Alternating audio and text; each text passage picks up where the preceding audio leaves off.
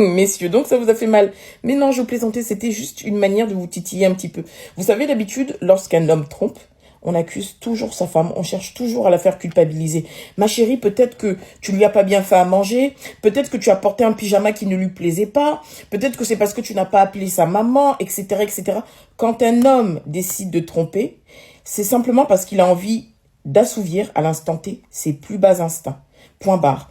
Qu'importe si la veille, madame lui a donné un rein, si elle s'est couchée par terre pour que sa belle-mère la tape ou quoi que ce soit, monsieur s'en fiche complètement. Il voit un corps qui lui plaît, il a envie de l'allonger, il y va, point barre.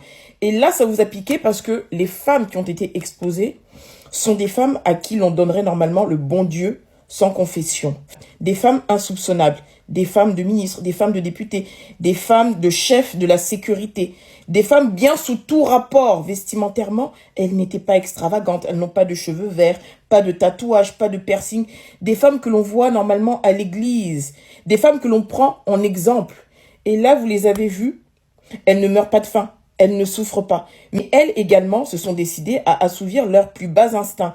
Et là, ça vous choque parce que vous vous dites, mais normalement, c'est pas ce genre de femme-là qui fait ça. Si, toutes les femmes, lorsqu'elles ont envie de tromper, trompent de la même manière que le font les hommes. C'est juste qu'aujourd'hui, il y a Internet, c'est juste qu'aujourd'hui, il y a des vidéos. Mais ça a toujours existé. Les femmes sont juste beaucoup plus discrètes. Vous avez vu, vestimentairement, elles sont allées calmement, des petites robes de saison, des petites tailleurs, des vêtements simples. Juste le bas était dévoilé, pas de caleçon. Elles savaient ce qu'elles avaient à faire. Point barre.